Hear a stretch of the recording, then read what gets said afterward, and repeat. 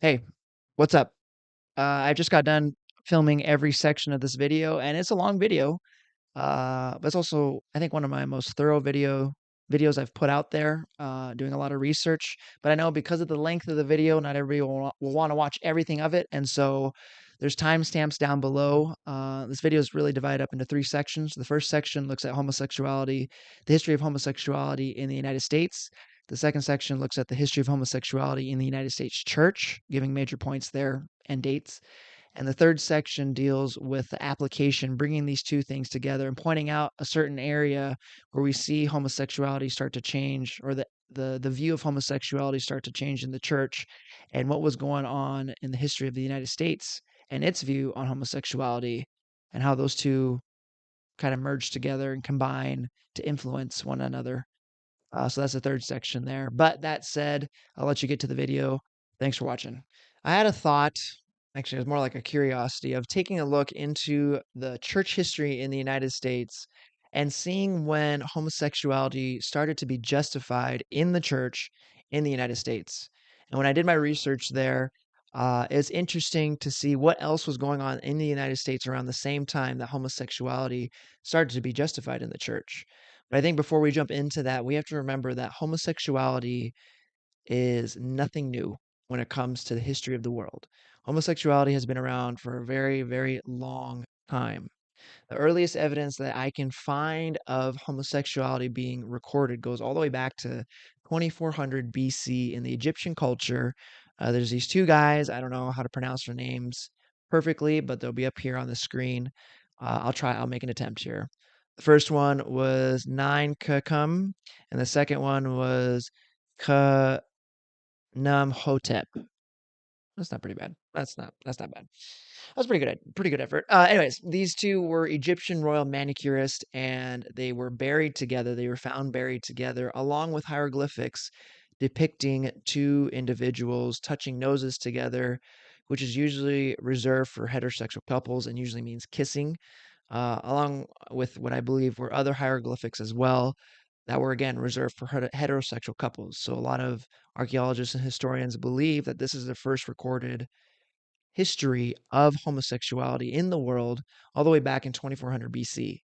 But even then, you go back or come a little bit closer to us, 300 years in 2100 BC, you have the Epic of Gilgamesh. In the first edition, King Gilgamesh is partnered with a wild man named Enkidu, and King Gilgamesh describes Enkidu as his equal, but also as his bridegroom. So again, in a different culture, around the same time period, give or take 300 years there, another recording of homosexuality.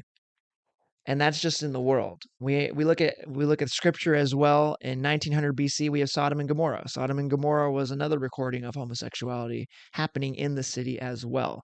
So very, very early in our history, recorded history that we have available to us anyways, there is homosexuality being recorded. We jump ahead to North America, though, because our focus is on the United States itself. But before the United States becomes a nation, in 1624, you have Richard Williams Cornish, who was tried and executed for a same sex act happening in Jamestown, Virginia. He was a captain of a ship, and the same sex act happened with one of his crew members.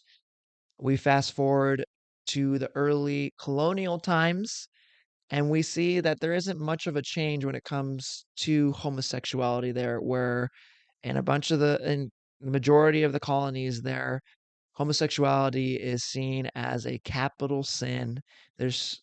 People who practice it could have been punished with public shaming, with banishment, and even death, although death wasn't carried out that much when someone was caught in the act there. And through a lot of the early history of the United States, that tended to be the public view of homosexuality. Although a few years later, homosexuality wasn't, people weren't put to death for it. There would still be banishment. There would still be shame that happens with it, all the way up until the 1900s in the United States, where we begin to see a shift. For example, just quick brief history here. 1925, we see news headlines of New York police force. This is on the negative side for homosexuality, but they They go on a year-long mission to raid these restaurant, social club, bars that are catering to gays and lesbians. And by the way, when I say homosexuality in this video, I'm referring to both gays and lesbians. I'm referring to both there. But they go and they take 20 businesses in New York and they cut that number down to 3 because of the raids that they were doing, arresting these individuals who are found in these bars. And there would be shame when these individuals would be walked out into public and then everybody would be seeing them being arrested. There'd be a lot of shame because everybody would know what's going on there, what they are doing in that bar, and the lifestyle that they are living. We jump ahead to 1943, and we see gays and lesbians are barred from serving in the military. In 1952, the American Psychiatric Association includes homosexuality in its first official list of mental disorders. In 1953, Dwight Eisenhower, president, dismisses all federal employees guilty of sexual perversion. And so from 1950s and even probably a little bit further here to the beginning of the United States, homosexuality is viewed in a not good way in the public eye in the United States. It brings shame. It can bring, in the early history there, it brought banishment and even in some cases death when people were caught practicing it. But then in the 1960s, we start to see a shift.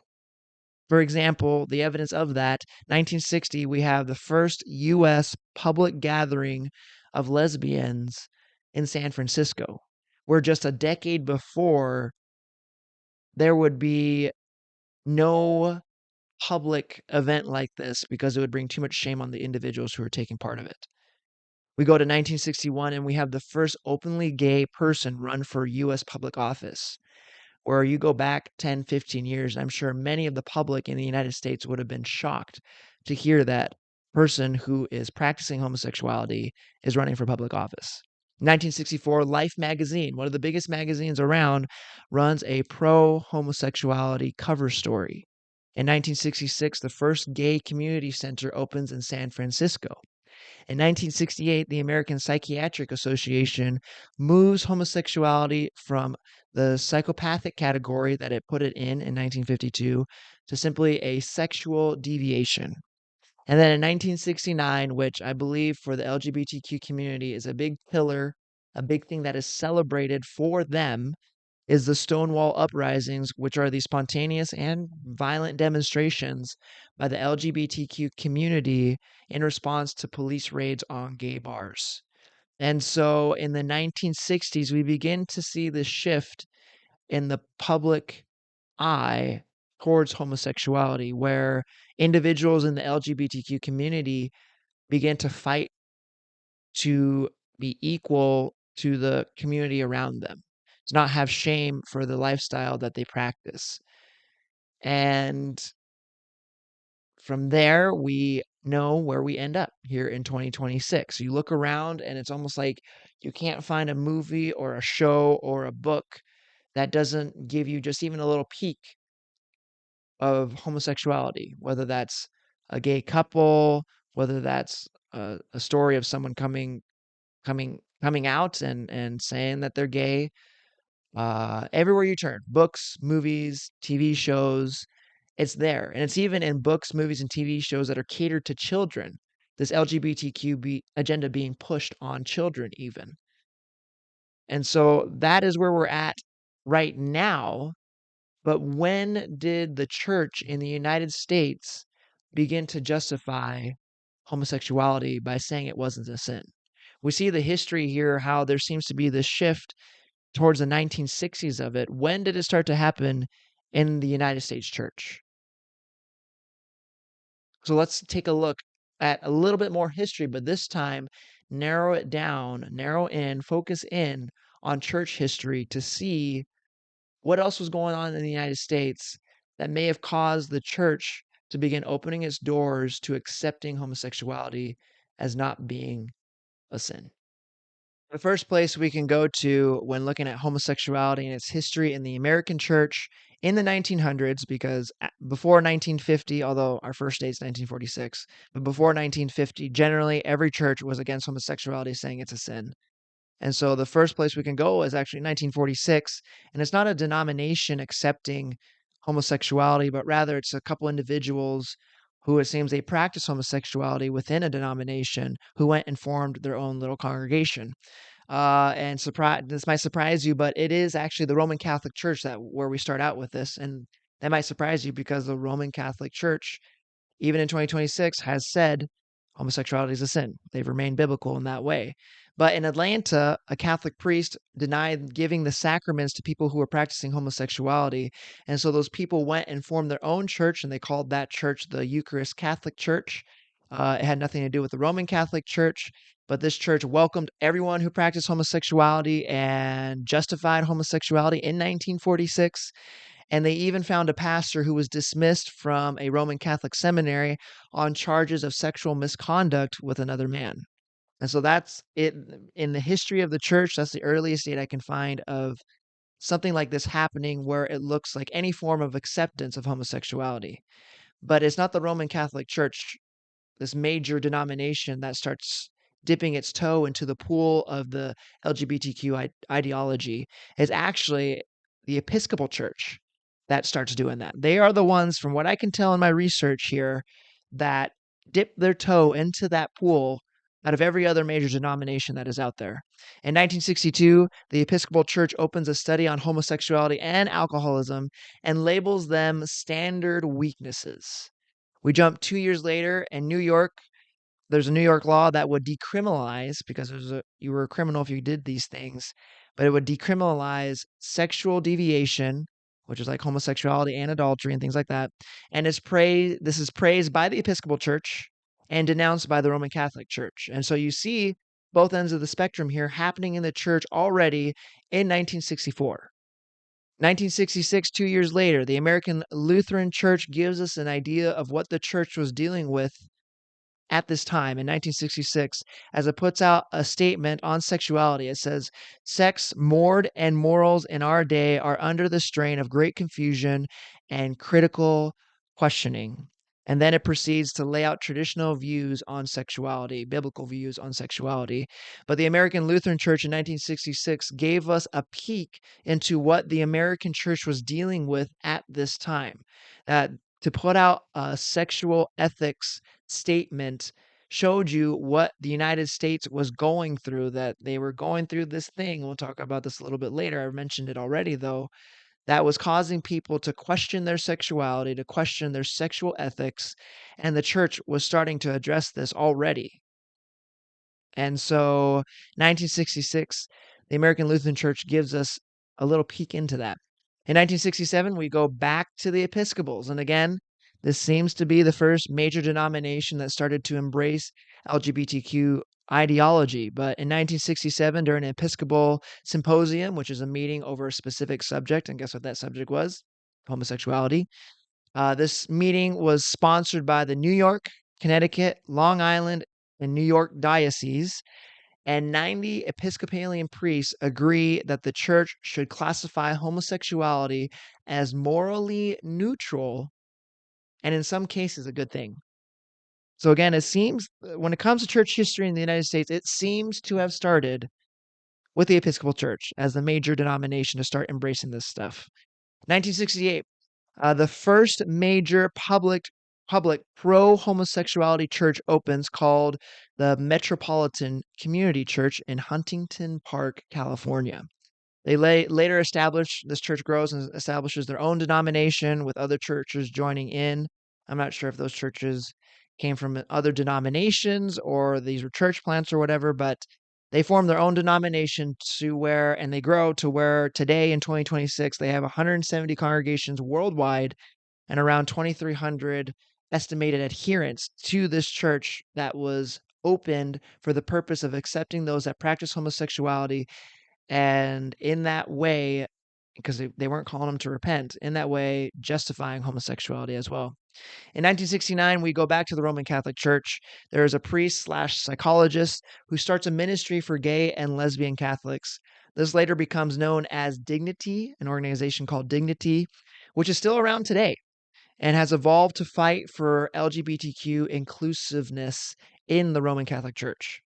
In 1970, the General Assembly of the United Presbyterian Church releases statements saying homosexuality is a sin, but also advocating for the elimination of laws governing the private sexual behavior of consenting adults. 1972, at the American Baptist Churches USA, which is a Baptist denomination, at their national convention, a group forms called the American Baptist Concerned, which is a pro-gay Baptist group whose goal was to have gays and lesbian Baptists be recognized. Again, this wasn't the entire Baptist denomination. It was a group within the Baptist denomination. So that doesn't mean that the whole denomination agreed with that, like the Episcopal denomination. In 1973, this is a big one. 1973, United Church of Christ, which today in 2026 has about 4,500 congregations around the United States and around 700,000 congregants, ordains its first openly homosexual reverend, and this is seen as the first time it has happened in a major American Christian body. Okay, we've already went through the Eucharist Catholic Church in 1946 who got a pastor, but that wasn't that big a church. It wasn't a denomination. It was a church plant. It started out with a couple people just meeting in the living room.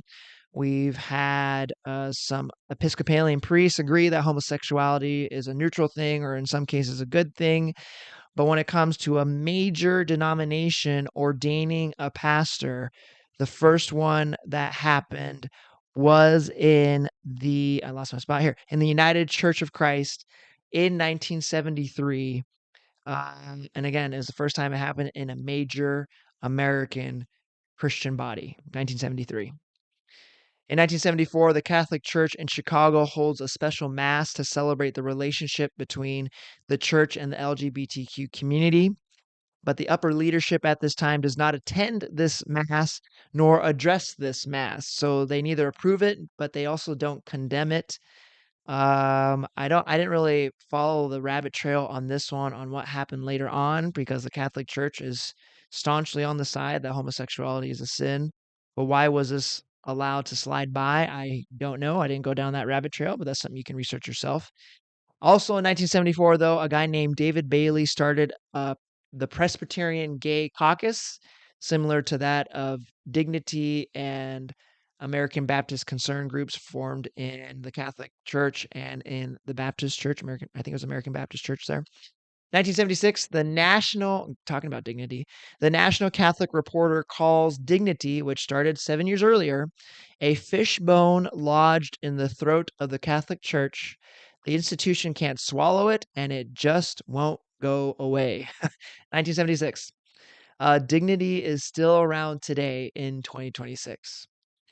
And I know I don't have it in my notes here, but the priest who started Dignity, he was actually pressured by the Roman Catholic Church to leave that organization, and so he did, so that he wouldn't lose his ordination from the church there. But the organization continued to go and grow. It seems to still be around in 2026. In 1976, the Episcopal General Convention passes 2 resolutions supporting same-sex relationships. Again, Episcopals seem to be the first ones embracing this stuff, and that's just more of it.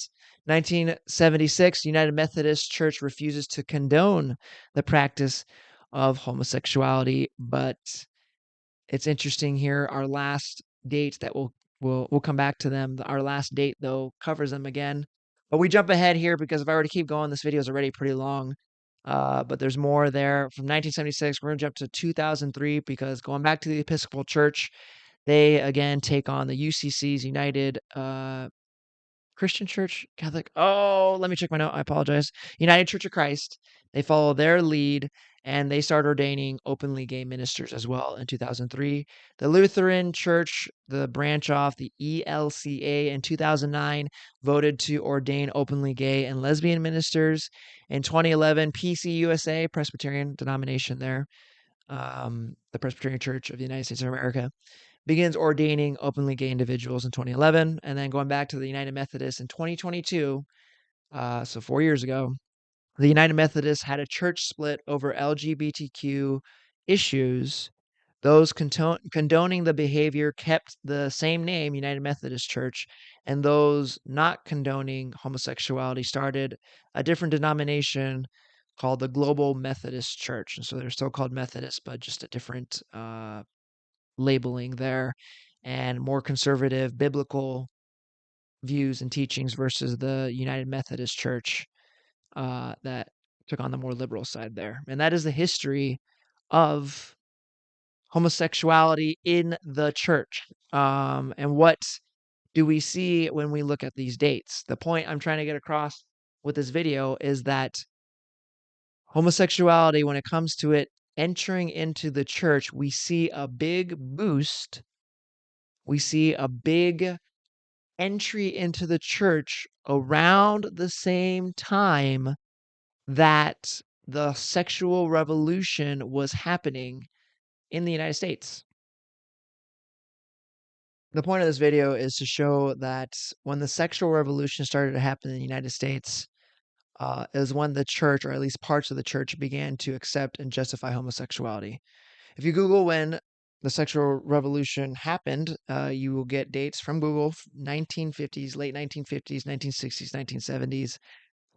You can't always trust everything that Google says, but that one you can be pretty sure that's around when the sexual revolution happened. And that, what was the sexual revolution? Well, people were going around and they were only being accountable to themselves. If they wanted to go have sex, they would go have sex. They were changing the sexual ethics that the United States had held for a while, where you don't have sex outside of marriage was the main traditional view for a long time. Now people were going around, and also because of the birth control pill being invented around the same time, not having to worry about getting pregnant, people were going and sleeping around, and you include drugs into that, and all of a sudden the sexual ethics in the United States begins to change. And part of that, in that bubble, under that umbrella, was homosexuality. And we see this shift on the view of homosexuality in the United States. Here, take a look at this chart right here. This is from earlier in this video. On the left there is the history of homosexuality and its acceptance in the United States. And I changed the color down low so you can see when we started to see some positive light or not negative light, when you started to see the shift in the view of homosexuality in the United States. And if you look at those dates and then compared to some of the major dates of homosexuality in the church on the right, you see that there is a boost in churches beginning to dip their toes in the LGBTQ ideology pool right around the same time that the culture was changing their sexual ethics. During the sexual revolution, churches were putting out statements on biblical sexual ethics because their congregation was dealing with these questions on what do we do when the people around us are arguing about human sexuality and sexual ethics, and saying it's okay to sleep with each other outside of marriage. It's okay to take the birth control pill, because I know there's some denominations that argue that, whatnot.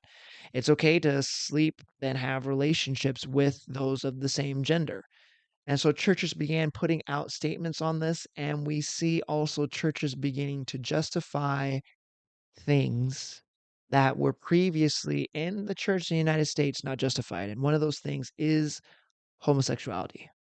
And so the question becomes then, because if I'm generous here, 1946 is when those people who practice homosexuality were denied the sacraments in the Catholic Church and they went and started their own church.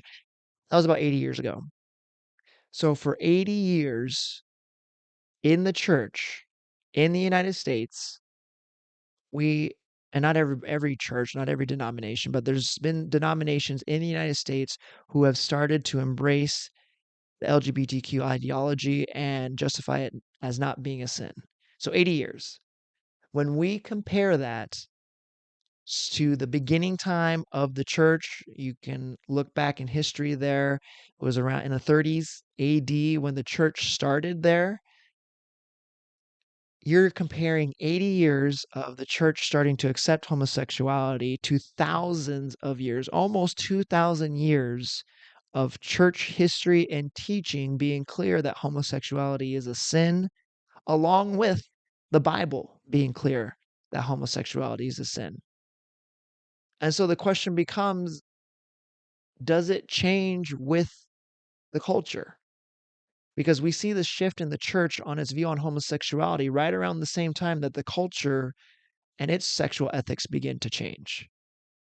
And if it does, then the next question is, why does church teaching and biblical theology change with the United States culture? Why doesn't it change with a culture in Africa? Why doesn't it change with a culture in England or in Japan? Why is it the United States culture that changes with it? Because as of today, in 2026, there are 60 countries that still outlaw homosexuality. Some to the point of imprisonment, others even still today in 2026 to the point of death. And so, why hasn't the church and its teachings and its theology changed with those cultures? And instead, it's the American culture in the last 80 years that has gotten it right over the 1,000 years of church teaching that has happened.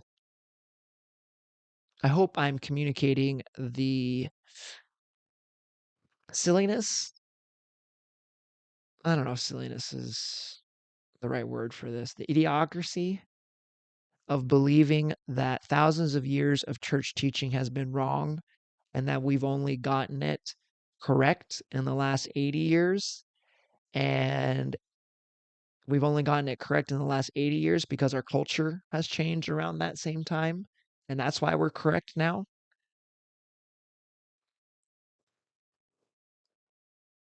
I don't know. I guess that's the point of this video. That we begin to see homosexuality justified in the church around the same time that we begin to see the sexual ethics of the United States change as well, from the non-traditional view of one man, one woman, and having sex in a marriage relationship to sleeping with as many people as you want outside of marriage and even the same gender.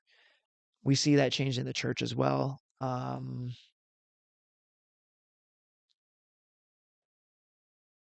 It's only 80 years old, ignoring thousands of years of church teaching. And here we are. We have, and it's interesting.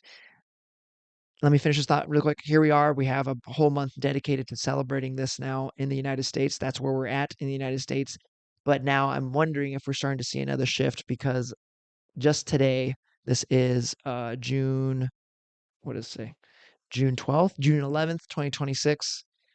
Uh, I saw an article about Trump signing into law that he is changing Pride Month to be Veteran Recognition Month instead.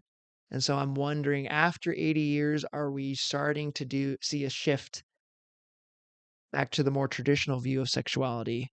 Because there's even states who have changed specific, like individual states who have changed June being Pride Month and changed it to recognizing the family structure, a traditional family structure kind of month, um, celebrating that instead. And so, are we starting to see another shift in the culture?